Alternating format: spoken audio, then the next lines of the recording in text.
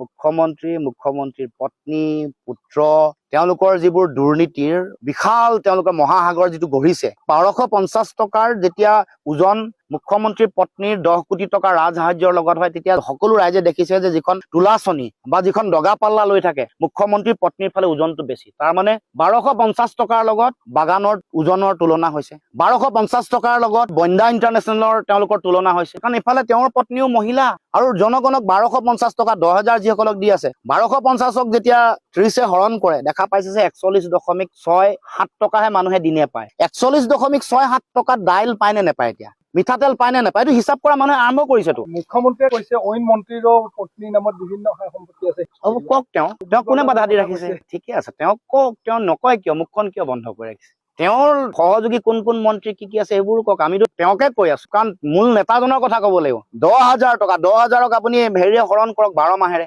ইমান দিন যে চেণ্ডেল খৰ গৈ গুচি গ'ল বহুত এইবোৰ আঁচনি ল'বলৈ যাওঁতে আপোনালোকে গম পাইছে অসুস্থ হৈ ক'ৰবাত মৃত্যুৰ মুখতো পৰিছে এইবোৰ জীৱনৰ মূল্যটোৰ দাম কি 1200 টকা আৰু 1250 টকাৰ 10,000 লগত তুলনা কৰিব পাৰি নেকি বন্দা ইণ্টাৰনেশ্যনেল স্কুলৰ লগত 1250 টকা তুলনা হয় নেকি বা কাজিৰঙা ৰিজৰ্টৰ লগত তুলনা হয় নেকি মাটি হাজাৰ বিঘা মাটি পত্নীৰ নামত থকা মাটিৰ লগত 1250 টকা তুলনা হয় নেকি তুলনা কৰিছো মুখ্যমন্ত্ৰী ঐক্যবদ্ধভাৱে আগবঢ়াৰ যিটো চিন্তা তাৰ আধাৰ ইতিমধ্যে প্ৰস্তুত হৈছে আমাৰ যথেষ্ট সংখ্যক চিটৰ ক্ষেত্ৰত আমাৰ বুজাবুজিটো ইতিমধ্যে সম্পূৰ্ণ হৈছে চৰ্চাটো থাকিবই ৰাজনীতিত আৰু আলোচনা বিলোচনা বহু দিনৰ পৰা আপোনালোকক আগতেও কৈছিলো যে আমাৰ লগত শাসকীয় দলৰ মন্ত্ৰী বিধায়ক শাসকীয় দলৰ সহযোগী এজিপি দলৰো তেওঁলোকৰ প্ৰাক্তন মন্ত্ৰী বা যিসকল বিধায়ক তেওঁলোকৰ লগত যোগাযোগ আমাৰ চলি আছে বৰ্তমানৰ বিধায়কৰ লগতো যোগাযোগ চলি আছে কিন্তু গোটেই কথাটো হ'ল যে যেতিয়া তেওঁলোকে চূড়ান্ত সিদ্ধান্ত ল'ব বা যোগদানৰ দিন বাৰ ঠিক হ'ব তেতিয়া আমি কথাবোৰ মই কাৰো নাম কোৱা নাই কেতিয়াও কোৱা নাই মই কৈছো যে কথা পাতি আছে বহুত মানুহে আৰু আহা সিদ্ধান্ত চূড়ান্ত হলে ৰাজহুৱাকে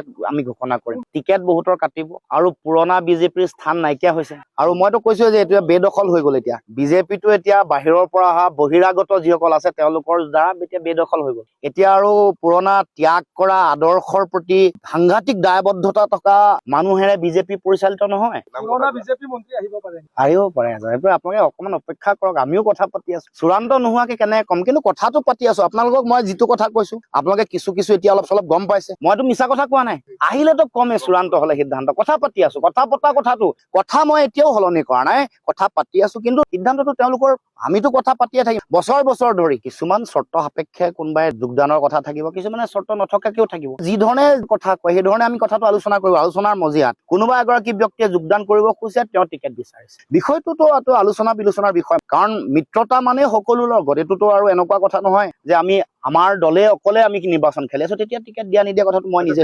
আটাইতকৈ বেছি এবাৰ সংকটৰ কথাটোৱে হ'ল যে বিজেপি দলে তেওঁলোকে যিবোৰ প্ৰতিশ্ৰুতি দিছিলে সৰহভাগ প্ৰতিশ্ৰুতি পালন নকৰিলে আৰু দ্বিতীয়তে বিজেপি দলটোৱে অসমৰ ৰাইজৰ ওচৰলৈ যেতিয়া তেওঁলোকে যোৱাবাৰ তেওঁলোকে নিৰ্বাচনত যেতিয়া আহিছিল তেওঁলোকে যিবোৰ মূল কথা কৈছিলে জাতীয় বিষয় হওক বা আমাৰ মৌলিক বিষয় মূল্য বৃদ্ধি কৰ কাটলৰ বোজা এই কথা বতৰাবোৰ মানুহৰ মাজলৈ এইবাৰ লৈ যাব লাগিব এইবাৰ আমাৰ কথা হ'ব যে আমি তেওঁলোকে যি সাম্প্ৰদায়িক পৰিৱেশ সৃষ্টি কৰা যিখন অসম এইখন আমি নাইকিয়া কৰিম তেওঁলোকৰ সাম্প্ৰদায়িকতাৰ পৰিৱেশটো নাইকিয়া কৰি মানুহৰ মাজত গণতান্ত্ৰিক প্ৰমূল্য আৰু ঐতিহ্য থকা মানুহৰ মাজত ঘৃণা সাম্প্ৰদায়িকতা বিভাজনৰ ৰাজনীতি নাইকিয়া কৰি সমন্বয়ৰ পৰিৱেশ এটা গঢ়িব লাগিব তাৰ লগে লগে দ্বিতীয় কথাটো হ'ল উন্নয়নৰ কথাটো উন্নয়ন প্ৰকৃততে আমাৰ গাঁৱে ভূঞে থকা মানুহৰ তেওঁলোকৰ প্ৰকৃত উন্নয়ন হৈছে নে কেৱল মাত্ৰ তেওঁলোকৰ ওচৰত হাত পাতি থাকিব লগা পৰিৱেশ হৈছে জনকল্যাণকামী চৰকাৰ এখনৰ আঁচনি দিয়াৰ দায়িত্ব আছে কিন্তু একেলগে আমি অসমৰ উন্নয়নৰ কাৰণেও কাম কৰিব লাগিব আমাৰ মানুহৰ ওচৰলৈ পইচা অহাৰ পৰিৱেশ আমাৰ ৰাইজ ধনী হোৱাৰ পৰিৱেশ তাৰ কাৰণে আত্মনিৰ্ভৰশীল কেনেকে হ'ব পাৰে আৰু বিগত সময়ছোৱাত যিবোৰ প্ৰতিশ্ৰুতি তেওঁলোকে বিশেষকৈ 6 জনগোষ্ঠী জনজাতিকৰণৰ কথা কৈছিল এইবোৰ নাই কৰা জুবিন গাৰ্গ ডাঙৰীয়াক তেওঁলোকে মৃত্যুৰ পিছত ন্যায় দিম বুলি কৈছিলে নিদিলে সেইবোৰ কথা এবাৰ ডাঙৰ মই ভাবো যে মূল ইছ্যু হ'ব আৰু পৰিয়াল কেন্দ্ৰিক দুৰ্নীতি মুখ্যমন্ত্ৰীৰ পত্নী পুত্ৰ তেওঁলোকৰ যিবোৰ দুৰ্নীতিৰ বিশাল তেওঁলোকৰ মহাসাগৰ যিটো গঢ়িছে সেইবোৰ এবাৰ মানুহৰ মাজলৈ লৈ যাব লাগিব কাৰণ 1250 টকাৰ যেতিয়া ওজন মুখ্যমন্ত্ৰীৰ পত্নীৰ 10 কোটি টকা ৰাজসাহায্যৰ লগত হয় তেতিয়া সকলো ৰাইজে দেখিছে যে যিখন তোলাচনী বা যিখন দগা পাল্লা লৈ থাকে মুখ্যমন্ত্ৰীৰ পত্নীৰ ফালে ওজনটো বেছি তাৰ মানে 1250 টকাৰ লগত বাগানৰ ওজনৰ তুলনা হৈছে 1250 টকাৰ লগত বন্দা ইণ্টাৰনেশ্যনেলৰ তেওঁলোকৰ তুলনা হৈছে কাৰণ ইফালে তেওঁৰ পত্নীও মহিলা আৰু জনগণক 1250 টকা 10,000 যিসকলক দি আছে 1250ক যেতিয়া 30 হৰণ কৰে দেখা পাইছে যে 41.67 টকাহে মানুহে দিনে পায় 41.67 টকাত দাইল পায় নে নেপায় এতিয়া মিঠাতেল পায় নে নাপায় এইটো হিচাপ কৰা মানুহে আৰম্ভ কৰিছেতো। মুখ্যমন্ত্ৰীয়ে কৈছে অইন মন্ত্ৰীৰো পত্নীৰ নামত বিভিন্ন সা সম্পত্তি আছে।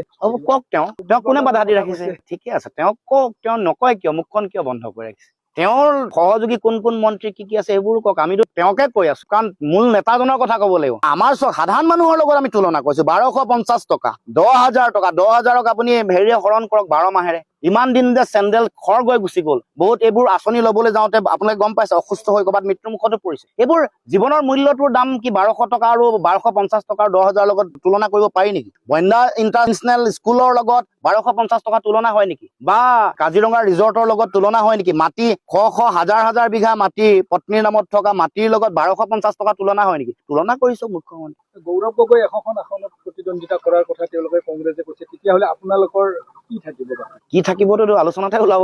কোনোবাই নম্বৰ ফিক্স কৰিতো কেতিয়াও মিত্ৰতা নহয়। জিকিব লাগিব। আমি বিজেপিক হৰুৱাব লাগিব। জিকিবৰ কাৰণে প্ৰাৰ্থীগৰাকীৰ তেওঁৰ ব্যক্তিগত যিটো ক্ৰেডেঞ্চিয়েল, তেওঁৰ উইনিবিলিটি আছে নে নাই, এইটো আমি আলোচনা কৰিব লাগিব। এইটোতো আৰু কাৰোবাৰ ব্যক্তি স্বাৰ্থৰ কথা জড়িত নাই। বিজেপিক যদি হৰুৱাই, প্ৰথম প্ৰাথমিক চৰ্তটোৱে হ'ল যে এই প্ৰাৰ্থীগৰাকী জিকাৰ তেওঁৰ সক্ষমতা আছে, তেওঁৰ সাংগঠনিক বেঠি কিমান শক্তিশালী আৰু সুদৃঢ়। তৃতীয়তে জনগোষ্ঠীগত যিটো গাঁথনি, সেইবোৰে তেওঁক পাৰ্মিট কৰিছে নাই, সকলো কথা বতৰা চাই। কাৰণ আজিকালি আধুনিক যিটো ৰাজনীতি, তাত ডেমগ্ৰাফিক ষ্ট্ৰাকচাৰ, সাংগঠনিক ষ্ট্ৰেংথ, মাইক্ৰ' মেনেজমেণ্ট, সকলো কথা বতৰা চাই উইনিবিলিটিটো ফেক্টৰ কনচিডাৰ নকৰাকে আৱেগিক হৈ মানে এইটো ইগ'টো ৰাখি কোনো কাম কৰি লাভ নাই। সেইকাৰণে মূল বিষয়টো, মোৰ দলৰ কোনোবা এগৰাকী প্ৰাৰ্থী, আমাৰ দলৰ এগৰাকী প্ৰাৰ্থী জিকিব লগা আছে, কংগ্ৰেছ বা আন দলতকৈ বেটাৰ কেণ্ডিডেট, তেওঁ আমাক দিব লাগিব। ক'ৰবাত যদি ৰাইজৰ দলৰ এগৰাকী জিকিব পৰা সক্ষমতা আছে, তাত কংগ্ৰেছ আৰু আমি জাতীয় পৰিষদে এৰি দিব লাগিব। কংগ্ৰেছ দলৰ যদি আছে, তাত এৰি দিব লাগিব। আমি প্ৰফেচনেল পেছাদাৰী মাইণ্ডছেট লৈ আগবাঢ়িম। নিশ্চিতভাৱে আমাৰ অনুকৌশল থাকিব। আমি বিৰোধীয়ে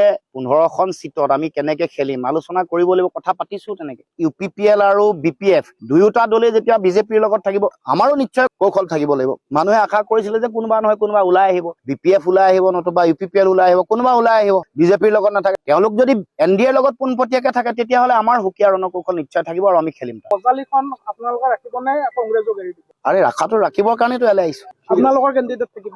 নিশ্চয় থাকিব। আমি আলোচনাত বহিলো আৰু আপোনালোকক ৰাইজক কৈছো যে আমি কিমান আসন দিছো, তেওঁলোকক কিমান প্লেচ কৰিছো, আৰু ইতিমধ্যে কিমানৰ কথা সম্পূৰ্ণ হৈছে। ৰাজহুৱা কৰা নাই। আমাৰ 80 to 85% আমাৰ যিবোৰ কথা বতৰা এইটো আগবাঢ়িছে। মিত্ৰতাৰ যিটো কথা, চিট শ্বেয়াৰিং, আসন বুজাবুজিৰ কথাটো 85% আমি আগবাঢ়িছো। কিছু আসনৰ সম্পৰ্কত আজিও আমি আলোচনা বিলোচনা কৰি আছো। মই ভাবো যে 15% বাকী ৰোৱা যিটো কথা, এইটো এসপ্তাহৰ ভিতৰত বা 10 দিনৰ ভিতৰত সম্পূৰ্ণ হ'ব বুলি মই ভাবো।